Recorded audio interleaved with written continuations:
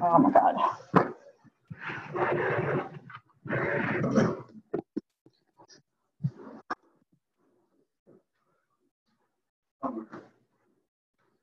Homer.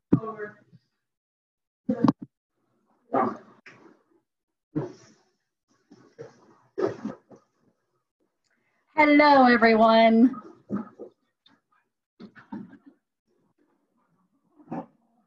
Okay. Yeah, this is going to be an interesting day. We're just going to wing this as best we can and ask everybody to be patient. Let's see here. We got this meeting room thing or waiting room thing. I don't dig. Okay.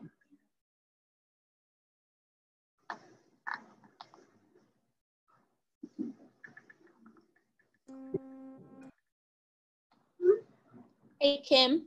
Yes. Feel free to make me a co-host if you want, and I can do your waiting room. Let's see. It's Kayla, by the way. No, I can see you. What's up? How's it going, Mr. Ransom? Okay, where do I do that? With the 3 dots next on my picture. Thank you. That makes life so much easier. Make a co-host. Boom, boom. Do you want to make them? Yes, I do. There we go. I got you. All right. Perfecto. Okay. So we are having a bathroom remodeled today. So things are a little loud here in our home. And so I've tried moving around several places, and then I went out on the back patio. I thought, well, maybe I'll just go outside and that'll be best. And it is, the traffic is so loud out there today that I couldn't even hear my computer. So I knew you all wouldn't be able to hear me. So I was literally running in here with my computer in my hand at 1 o'clock. So we are just gonna, I'm at the farthest point in my home that I can get to be away from where the bathroom remodel is going on. So we're just gonna get rolling.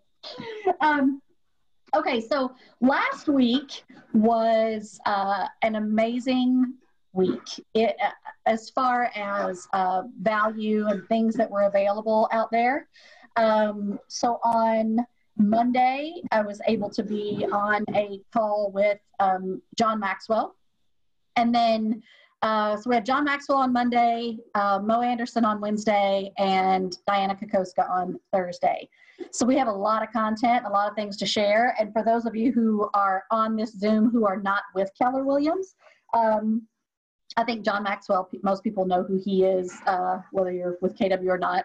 And then Mo Anderson is basically the CEO of, well, I guess she's the co-CEO now.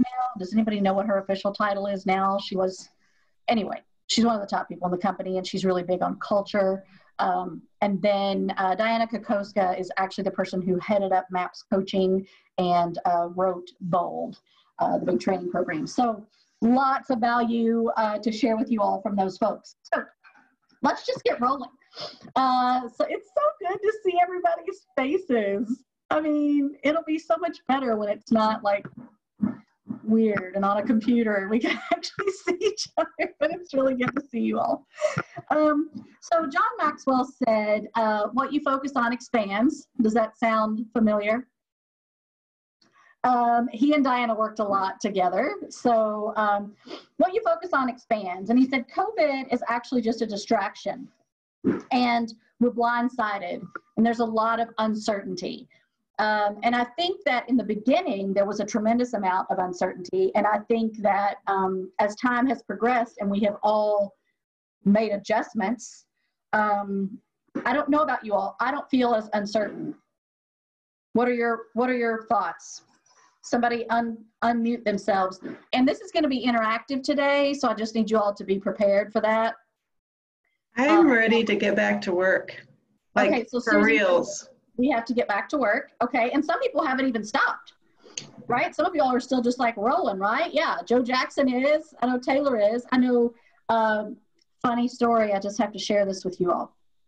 So in the care calls, right, and we'll talk about this in a little bit about reaching out and calling people and just being in touch with folks. I was in a conversation with a big producer in our region that I normally would not really be in conversation with. We've never had a conversation. We aren't friends. We don't run in the same circles. And I knew this person purchased leads for their team at a very high level. And I wanted to get their perspective and just some best practices from them that I could use and bring back to you all. So, I'm on the phone with him, and we were on the phone for probably an hour and a half. And in this conversation, he was talking about some of his frustrations. And I said, yeah, you know what? I have an agent in my office that's experiencing the same thing. And he said, who is that? And I said, well, it's Mahler. And he was like, oh, yeah, I know him.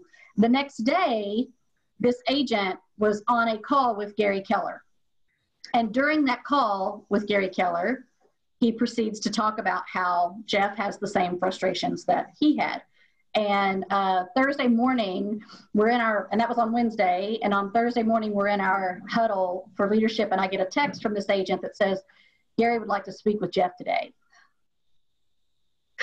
And so Jeff moved his schedule around, had his call, had a Zoom with Gary on Thursday, and then today he's actually in a mastermind with Gary, and he's being interviewed.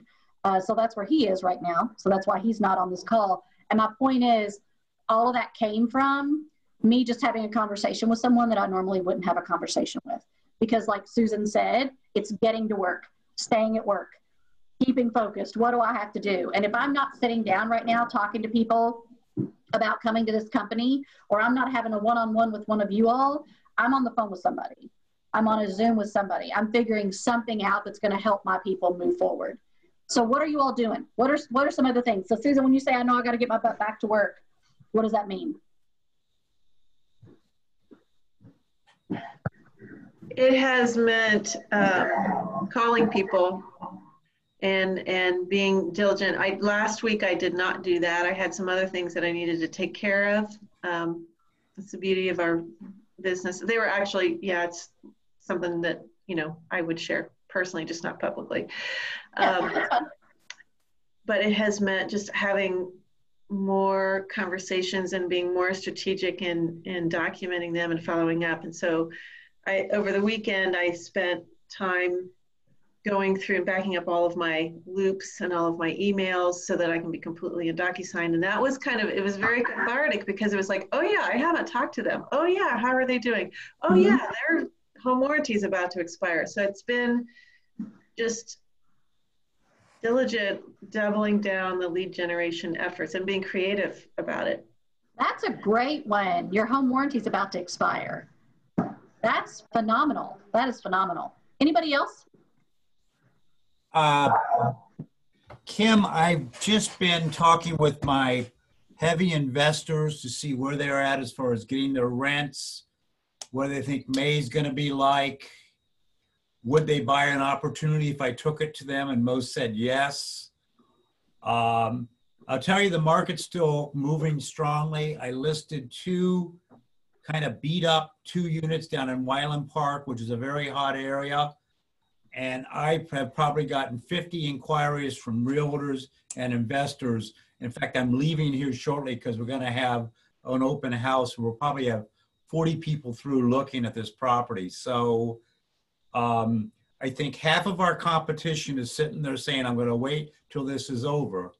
So the other half of us got to go take their business away, because when they come back whenever and they're out of touch, if their clients had a need, somebody else reached out to them and got them. Right. Linda McKissick says we can't water ski with our clients. We get a scuba dive and go real deep in deep conversations. And I will tell you, most of your competition isn't even getting in the water.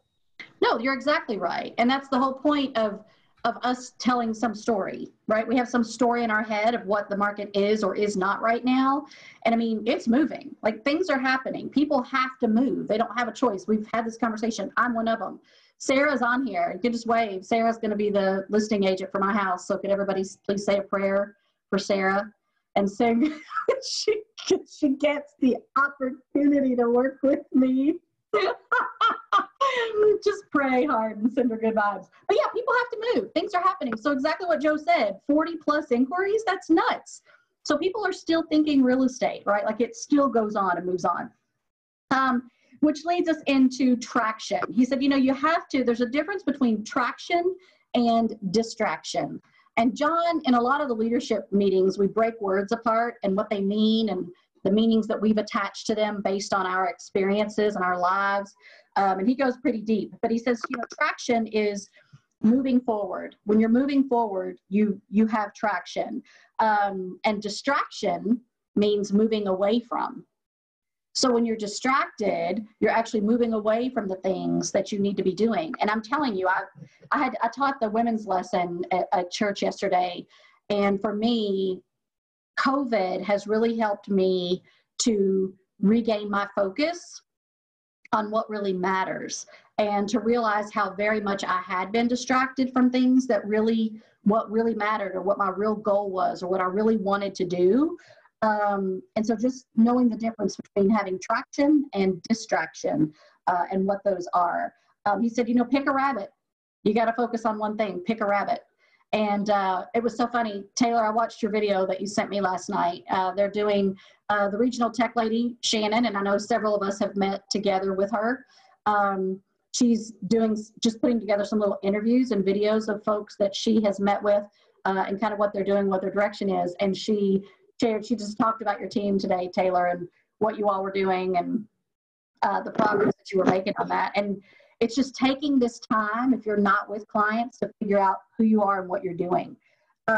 He says, with adversity, we have faith and we have fear. And right now, fear is dominating with a lot of people. The fear of what people are going to think if you call them. The fear of, is somebody going to use it? The fear of, my listings won't sell. The fear of, the fear is what's dominating. And he said, how much damage, when this is all over, how much damage did the virus actually do versus how much damage the fear did? So it's not focusing on the what ifs and what could be and what might happen and all of those things. It's actually, focusing on the right things that are going to give us the traction to move forward. He said negative emotions and fears exaggerate everything. And for me, I don't think about that a lot because I'm not one of those I don't know. I feel like I kind of live in a constant freak out mode. Does anybody else feel that way? So just that's my normal walk around mode. But I don't do a whole lot of over the top freaking out. And I think that some of our clients do, right? So people have fears or people have hesitations or concerns or worries or whatever. All of this that's going on right now is just going to exaggerate all of that. Has anybody ran into any of that so far? May I say something, Kim? Eric, yeah, please. I've been really busy, and most of it is stuff that was in the works. I had a real slow first quarter, but I saw a lot of things building, and they've still been listing, and buyers have been making decisions. I've had some referrals come in that have moved quickly to make decisions. But one of the things I shared with the ALC last week is my mindset has been very positive about this and calm about this. And when we went through the downturn before, I shared I did not do a good job. My mindset was horrible. I about ran my business into the ground. And then it was scary as to how do we make money as realtors. Right now, I think there's still a lot of opportunity for us to make money. The other thing I was going to say that's interesting is I showed a house. I put it in contract yesterday, but I walked through it with the seller about 3 weeks ago, and he was super squirrely when I got there about masks and sanitizing and all that stuff yesterday. We walked in yesterday, and he gave us about an hour and a half private tour. It was a very big house. But the first thing he said, we had masks on, we had gloves on. He said, if you're more comfortable without those, I'm okay if you take them off. And we maintained our distance. But he, in 3 weeks, was in a totally different place in his head than he was back then. So I don't know what's right or wrong, but it was just interesting to see. Thank you. And yeah, a lot of people just do. A lot of people need to have their time to freak out, and then readjust and get at it. But the bottom line is if we're the ones, and we're going to get into this about who we're going to be in all of this, if we're the ones that are their constant, if we become their true north, if we become their resource, then we're the ones that they're going to go to. He says, focus on the faith and the positive, and it expands. And what I don't focus on is going to shrink. So if you, just like that, in that situation, he may have been more focused on that home, that property, what exactly he was doing, what was happening with it. And all of a sudden, the other things didn't become so bad. I have personally a 24-hour rule that if I were to have a conversation with someone or something happened and I was really ticked, and I mean it depends, I guess. Sometimes it takes a whole lot, and sometimes, it's just a split second. But whatever it is that sets me off, my rule is 24 hours before I talk to you about it, because I have to have time to process it myself. I need to have time to calm down a little bit before I say something that I don't really mean or shouldn't say. And so it also gives me time to refocus, right? We're not going to have a conversation focused around my anger or my frustration. We're going to have a conversation focused around why you feel the way you do and how we overcome it. Sarah, So, taking notes on that? Do what? Is Sarah taking notes? Oh, yeah. Sarah knows me very well. She's fine. And listen, you got it. There's something wrong with you if Sarah makes you mad. Like, that's all I can say. So, so he says, choose what we want to put behind us and what we want to put before us. And I kind of wrote down a category. I did like a behind list and a before list of through all of this, what am I going to try to get rid of? And what am I going to put in front of me to focus on? And he says, put behind you what you can't do and put before you what you can do. So stop focusing on, those things and get ahead of the others. So he says, put behind you, and I wrote down problems, complaining, fears and feelings, and selling. And so when I said what I'm going to put before me, I put selling behind me, and I put what I can do for people in front of me.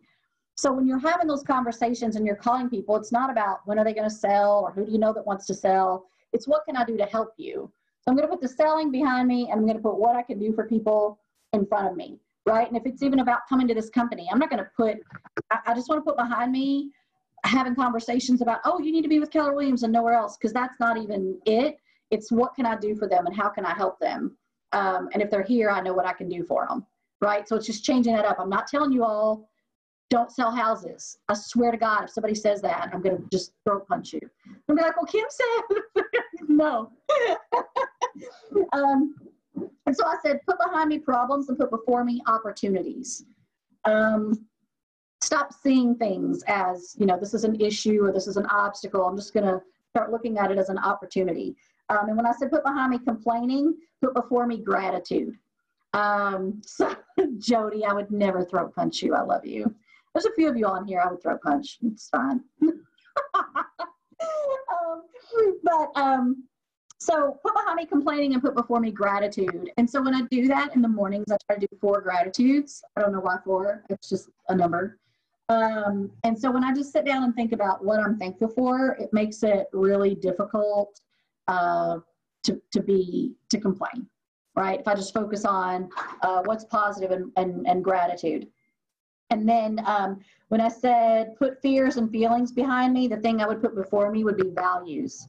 So when you think about, like for me, I don't know where I'm going to live or if we're going to be able to find a house or whatever. But if I think about my values and just being with my family and serving the people that I work for at a super high level and focus on those things, then all of a sudden I'm not as concerned about the other. So anything that anybody thought of right then that you really kind of want to try to put that behind you and refocus? Who did we listen to this week? I can't, or maybe it was last week, that was talking about, I'm sure somebody else did, and I don't know who it was, but anyway, about how do you say what your values are, which would help you. How do you say what did you listen to this, Kim? I don't remember it, but I have heard before, and Diana taught us a trick on, when you're trying to come up with what your value proposition is, like specifically for your team. If you were coming up with that, well, what you would do was list the things that if somebody else did this to you, like with me, one thing is loyalty. Right.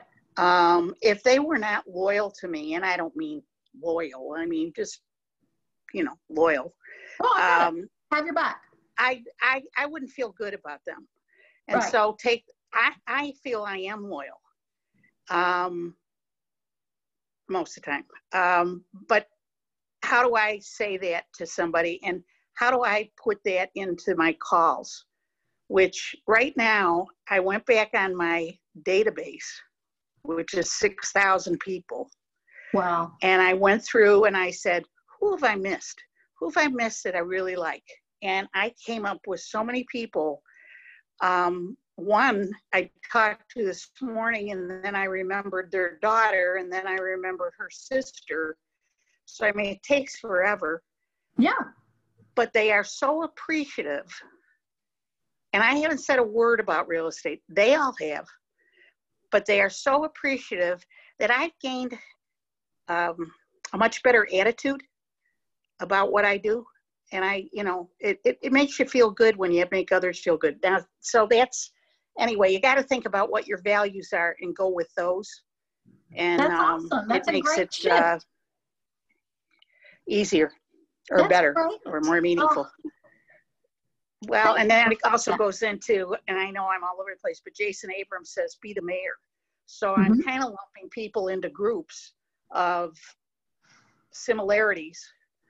And I'm doing things for different people. And it might be giving them something. I'm giving my neighborhood tomato plants, which I really got from Megan. But I am doing that. And we're going to have something cute on it and whatever.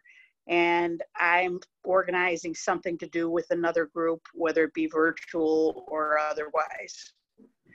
And it's, it all ties together. Nothing's new. It's just getting the feeling back for me.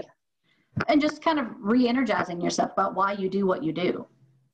Right. Yeah. Thank you for that. And it goes right into, he said, there's always a yes behind a no. So John had a conference planned in Orlando, and there were supposed to be 3,500 people there in person, and they had to cancel it. And so he said, at first we're thinking, oh, there's this frustration, we had to cancel this, and we missed out on 3,500 people. And they shifted a little bit and did it online, and they ended up with 1 million people. So it's like when you just rethink how you do things, and how you put yourself out there and who you're going to attract. So he says, in all of this, and this is exactly like what Joanne was just saying, you've got 2 focus questions.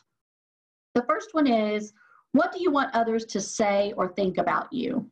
So if your question would be, what do I want other people to say or think about me? And that's really hard for me because I'm one of those people, I don't give a crap what other people think about me. So that was hard for me to sit down and go, okay, what do I want people to say or think about me? Because I don't really care. And that's not true, right? That's true for, good luck, Joe. That's true for the general population. Do I care what you all think about me or what you all say about me? Yes. Do I care about what my family or my friends or my sphere say about me or think about me? Yes, I do. So I had to just kind of rethink that a little bit and restructure that a little bit. So that was number 1. And number 2 is, what do they actually say about me? So number 1 is what you want them to or what you would like for them to. But the second one is, what do they actually say about you? And they're sometimes 2 very different things. So this is where when you're making these calls and talking to people, you're going to find out what they actually think about you. And I promise you it's going to be a lot better than what you think. It's like when you have a deal and it ends up being really crappy and everybody gets sideways and nothing goes right, but it ends up closing anyway. And then you're just like dreading that follow-up call, that 2-week or 30-day follow-up call that you do of how are things going in the house, because you just don't want to hear it. I mean, am I the only one? Does anybody just nod if you've ever done that or felt, okay, good, thanks. Am I the only one that avoids people? But then you call them and they don't blame it on you at all. It's not you, right? They have a great conversation with you, but I feel like we take so much on as agents. And so he says the quickest way to close the gap during a crisis, the quickest way to close a gap is during a crisis. When things like this happen, like Joanne said, be the mayor. He said, call and check on people, write them notes, contact 5 people a day, and just thank them for who they are. Thank them for their posts on Facebook. Thank them for, always sending you a Christmas card. Whatever it is, just thank them for who they are. he says, you've got to remember, and he writes this down and puts it in front of him, we are people who value people. We are people who value people, and we add value to them.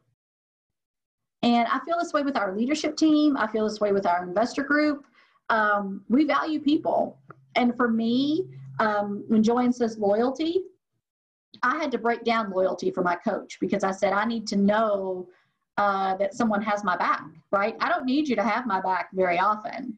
But when it does happen, I need to be I want to be crystal clear on who is on my side, right? Who's going to take their earrings off? Who's going to come out to the parking lot with me? So when she said loyalty, tell me what loyalty means to you. And so I started telling her all of these things. And she was like, oh, wow, you mean like loyal. And I was like, yeah, because I may not be super tight with some of you on this call. I may not know some of you very well, but to me, we're in a group and you're my family.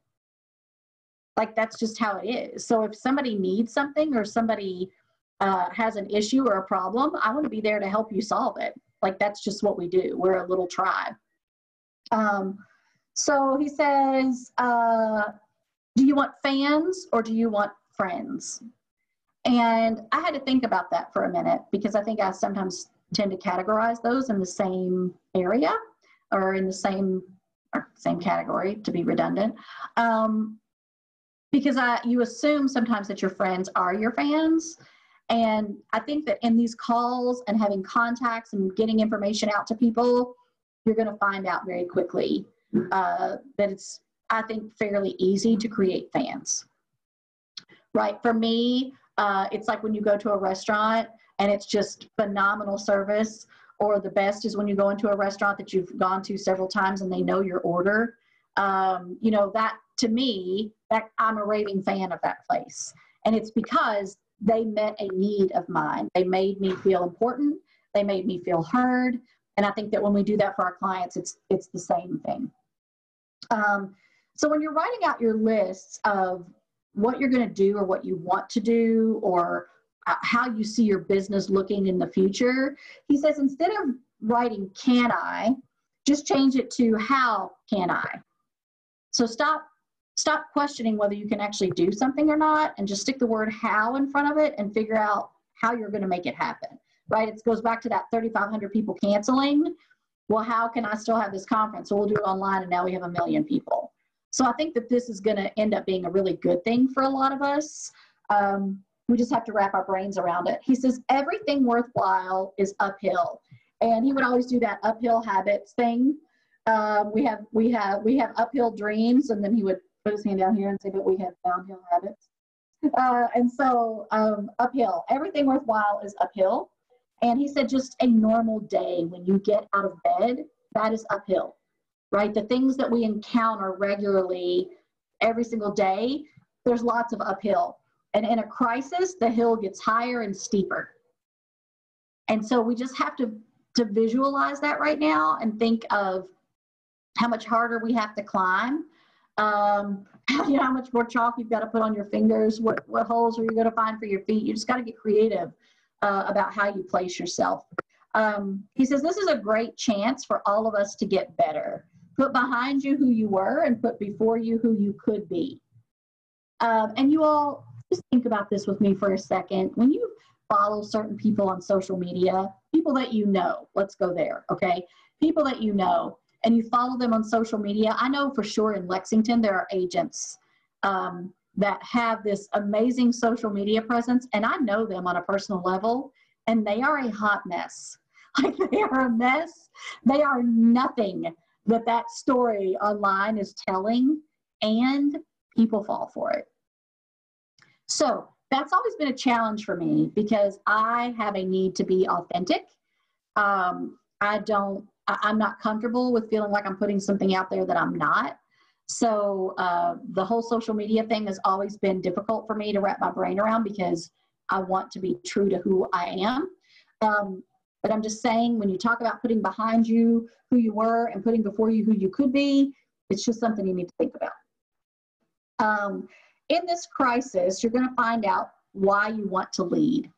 And I've been working a lot with my coach, slash therapist slash like lots of things on why I see things the way that I see them and why I judge things the way that I judge them. And this brought a lot of that together for me. He says, you find out why you want to lead. And there are 2 reasons for why you want to lead. Number 1 is you either lead out of reward or you lead out of responsibility.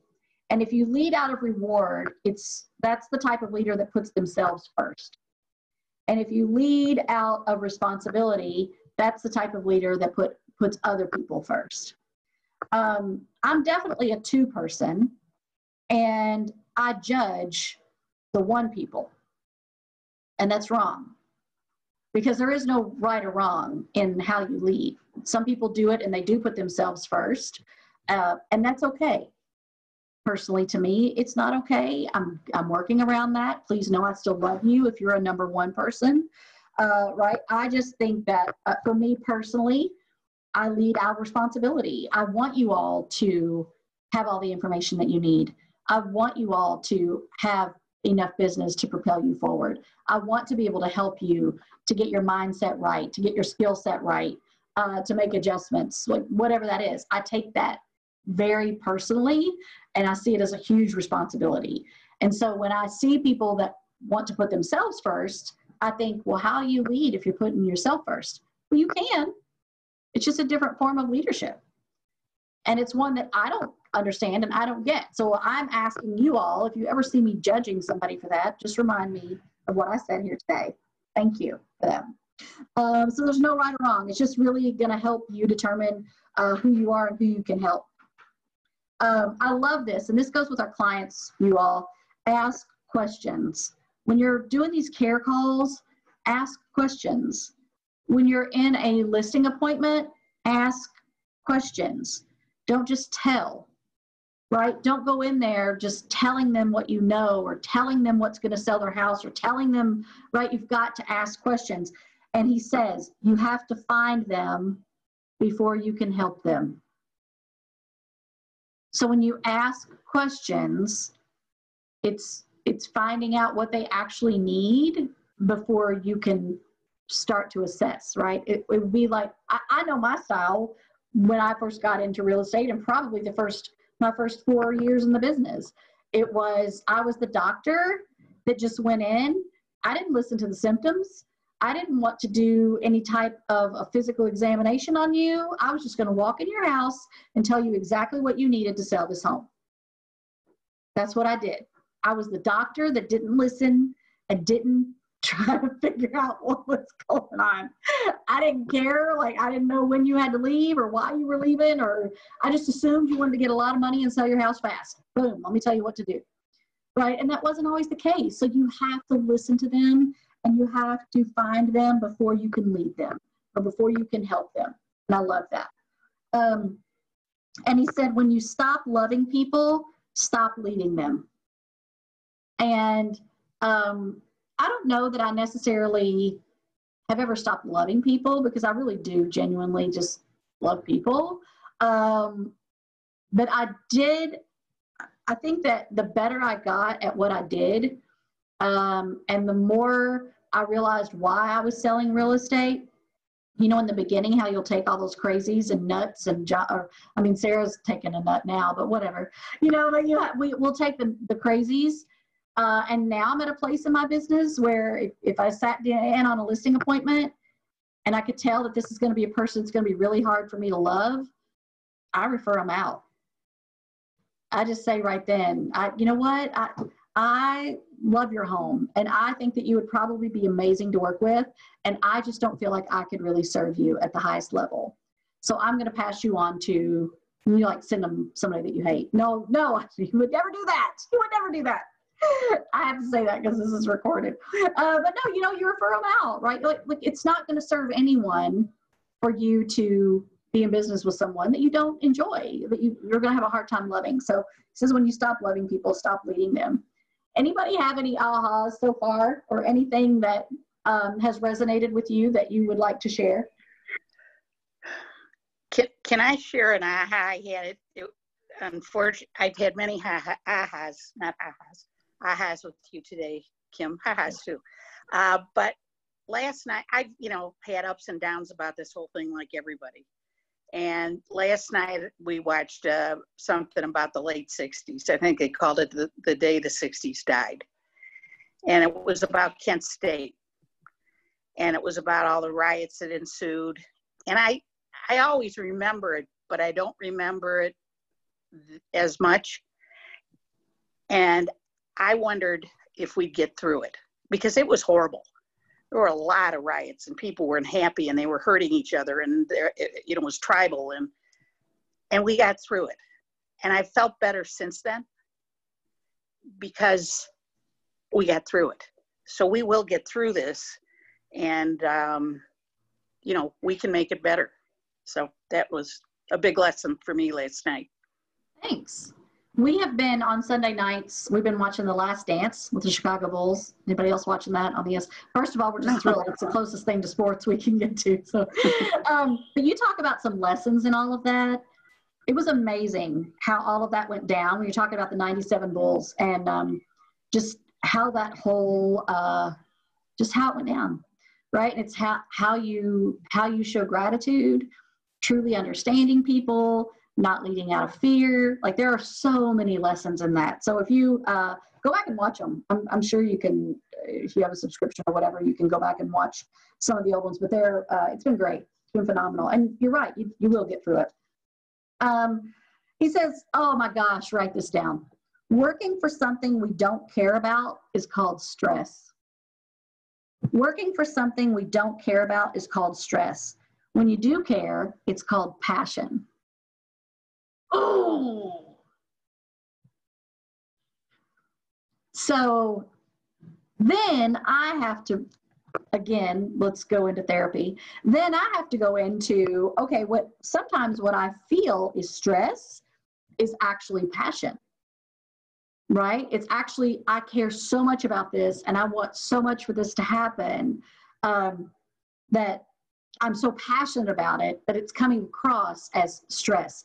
And this was, oh my gosh, this was in The Last Dance. And one of Michael's teammates, they were talking about him and he was so competitive and so driven and such a machine. And he said, the only emotion that we ever saw from Michael was anger, frustration, putting his foot in our butt, just getting on us, right? He was like, we never saw any other type of emotion.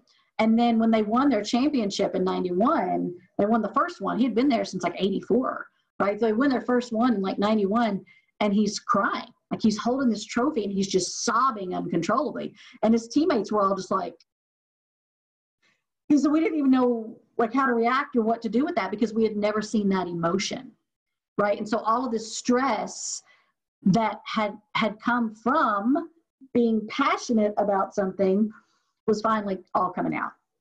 So it's like, you've got to realize why you're doing it. And if you really care about it, you're just passionate, right? But if you feel like you're really stressed over and over and you're living on Pepto-Bismol and chewing Tums, it might be time to have a one-on-one chat. Let's talk. We'll talk through it. I'll just help you with my therapy. So he says, who you are is one thing and who you're becoming is another. Who you are is one thing and who you're becoming is another. And so we have the opportunity now in all of this to figure out what that's going to be. So what type of leader are you going to be? If you have a team, what are your expectations? What are you truly passionate about? How do you make this fun again? Right? And I know that we all have fun from time to time, but I don't think that it's a 24/7 fun. Like, what do we do to make it so that everybody's excited to come back? And I have lots of things that I'm working on. And poor Brian, let me tell you, if that man has any hair left when this is all over, it's going to be a miracle.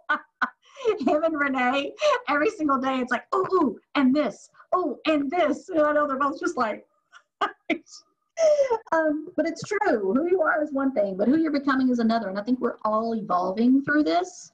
I think it's not just, I think the business is evolving. We as people have to evolve. As business owners, we have to evolve. As leaders, whether you run a team, whether you employ other people, or just how you show up in a listing appointment, right? Now is the time for all of that to change.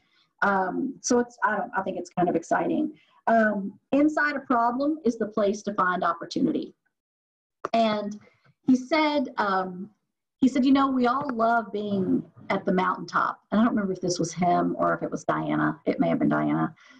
She said, we all love being at the mountaintop. And when we compare ourselves to other people who are really, that we view or perceive as successful, we have this vision or this idea of who they are. We see them at the top of the mountain. And she's like, what we don't see is the climb and the obstacles that it took to get to the top. And so the opportunity is in the climb. So when we're feeling stressed or we're feeling like things aren't going the way that they're supposed to be going, that's actually where the opportunity is. So just like Eric said, at the beginning of the year, things were slower, but he was working, right? He was going up the mountain and he was working on the things that needed to be done. And now he's starting to reap those benefits. So at the time, you're probably stressing out. I'm putting words in his mouth right now, but he's probably stressing out thinking, oh my gosh, I'm not really closing business. I don't have a lot going on, yada, yada, yada. But he was working on and doing the activities that it took to reap the benefits now, right? So at the time that it was actually stressful, it was actually the opportunity. Kim, there is a book out. It's called Peaks and Valleys, and it's exactly like that. Is everybody wants to be at the top, but you kind of forget you're in that valley. How did you get back up? What made you feel so good about being on the peak that you forgot about all the stuff that you had to do in the valley to get there? And right. It really, really kind of makes you think about, when business is really good, what did you do? But when business wasn't good, what did you do to make it good? Were you fast? Were you slow? Were you, did you work it every day? Did you not work it every day? It's a little book, but it has a lot of meaning in it. That's great. Thanks. Peaks and Valleys, guys. That book is called Peaks and Valleys. Something? Yeah, please. I wasn't stressed in the first quarter, and it's interesting, when we went through the downturn before, I was super stressed, so I couldn't do the things I needed to do. But one of the things I knew this year is the fourth quarter was really strong. I took a lot of time with my kids over the holidays, so there's no reason this first quarter is going to be strong because I wasn't doing my activities, but I was calm and thoughtful about it. I just kept doing what I needed to do and didn't freak out. But you start to freak out, the whole thing goes south. Can't get anything done. And I have to have freakouts every now and then. Is anybody else? Like, I just have to have one every now and then.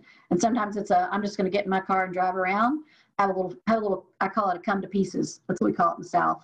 I'll have a little come to pieces. And I get that taken care of, and then I move on. Don't dwell on it. I don't, because freaking out doesn't really help. So all of that being said, and knowing that now is your time to kind of reinvent and move forward and kind of get a new hold or a new take on things, what is your plan? What's your plan, number one, to survive? Because we know that this is going to be a little bit longer, right? So what's your plan to survive?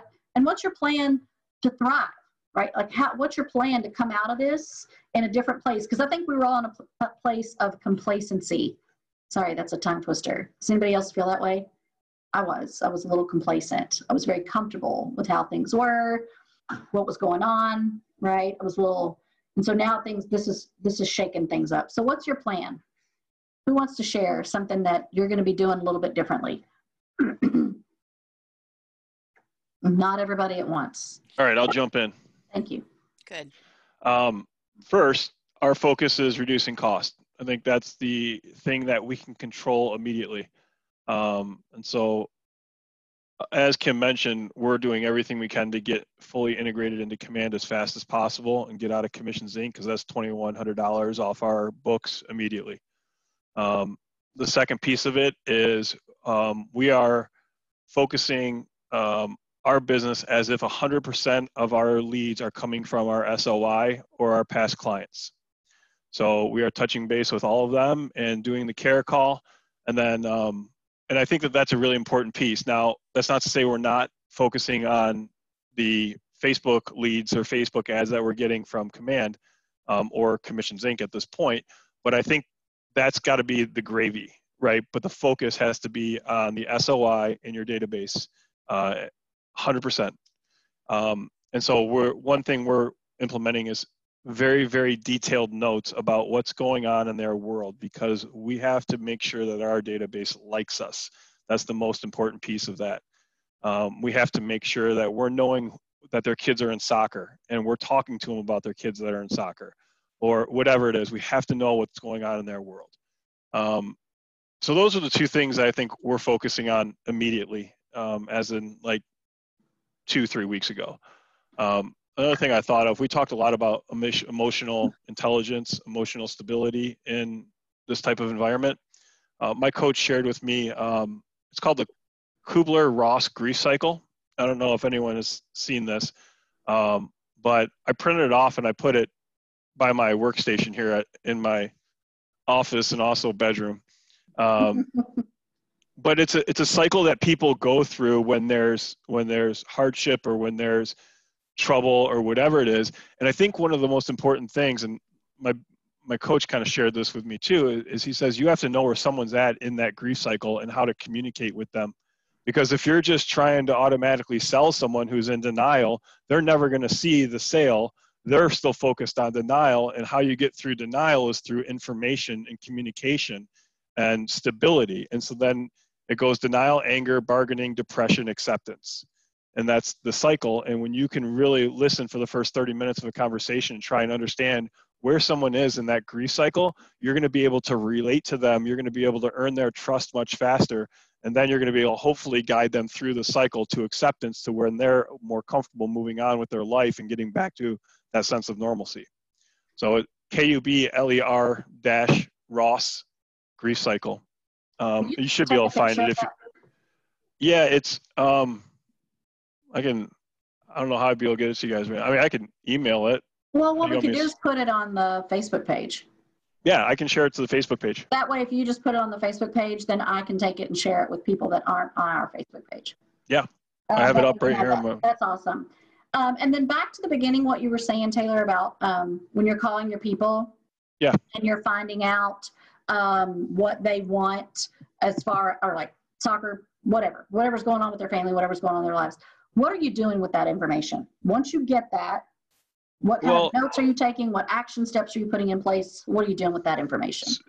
Like, so today I had at 1 o'clock, I have my one-on-one meetings with Cole and Tori, and we're getting nurtures into our database, and then now our notes have to be so detailed. It's what's the next step.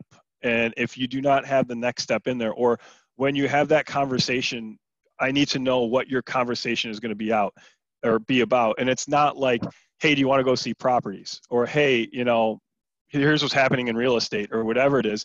It needs to be like, okay, what did we talk about? Are you like a vacation or whatever that is?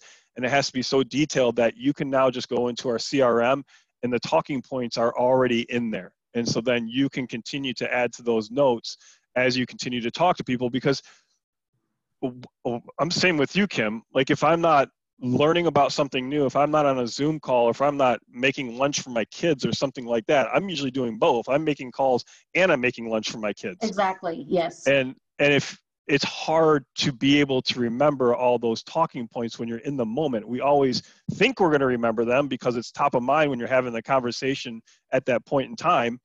But when it comes time to actually make that call, you're thinking to yourself, oh crap, what was that again? And then you forget it.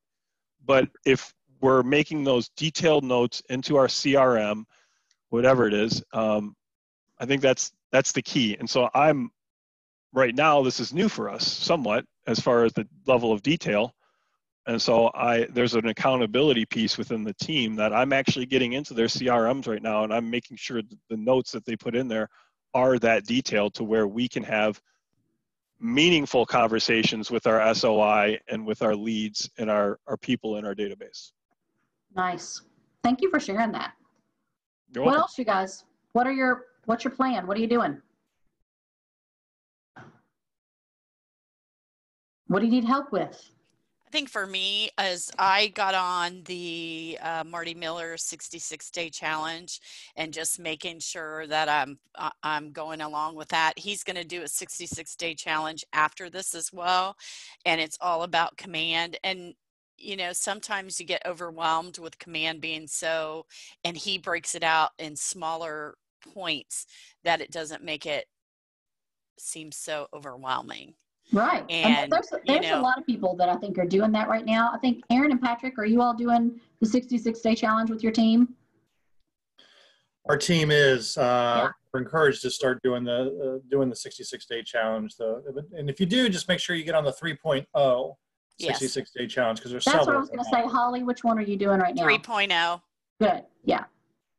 Yeah, it's exactly what she just said. It breaks it down into baby bites instead of trying to eat the whole elephant at one time, because I think it gets overwhelming, and then people, when they don't really know where to start, they just don't start. I think also too for me is, and I did this like in 2009, 2010, and maybe I'm weird, but I just stopped watching the news, the negativity, if you just stop for a week of not watching it and you just do your business, it's not all doom and gloom, you know, and it just, for me, I just can't listen to it.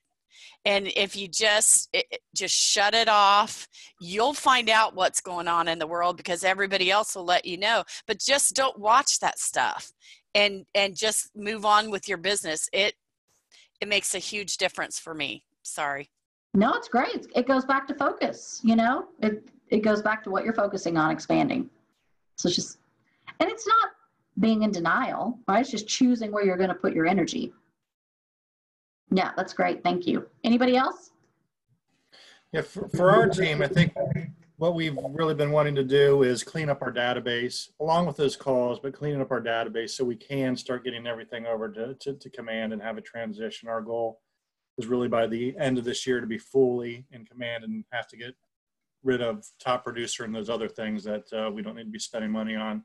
The other thing I really think that's really helped during this, or has helped us during this, is working on things that we've been wanting to do for a long time, and now we have the opportunity to really knock these things out, getting really focused on some of the smaller things that we've been wanting to do as a team for a long time, but we're able to get some things and just really work on getting those things accomplished while we can.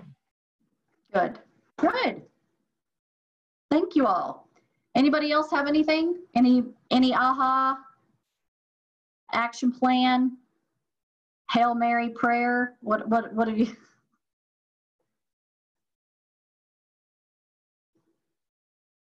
All right, are we all good? Was this a little bit helpful today? Excellent. I love you guys. Have a great week. Call me if you need anything at all. Bye, everybody.